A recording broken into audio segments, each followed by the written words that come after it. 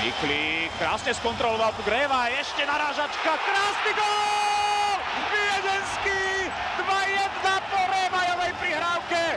Slovensko otočilo skóre v druhej tretine. Čistá jasná prišiel tento gólový blesk Mareka Viedenského, ale tá narážačka Revajovi, ktorý videl už hádam, ako sa Viedenský chystá striedať, ešte nebol ani na ľade a už vedel, že mu prihrá. Jednoznačne tento gól patrí Revajovi, pretože už v strednom pásme potiahol, prihral, nakoniec sa dostal k puku od Miklíka a už proste bol o sekundu dopredu myslením, našiel Viedenského, Salah sa nestihol presunúť a je z toho vedenie nášho týmu 2-1. Ale veľký kredit aj Miklíkovi. V náročnej pozícii ukontroloval puk, dostal ho do pásma a do čistej pozície dal Revajovi a ten už mal tú svoju pohodičku, ten svoj čas na to, aby vymyslel naozaj geniálny pas na opačnú stranu. Marek Viedenský v prvom reprezentačnom zápase dokázal skórovať aj v prvom zápase na majstrovstvách sveta.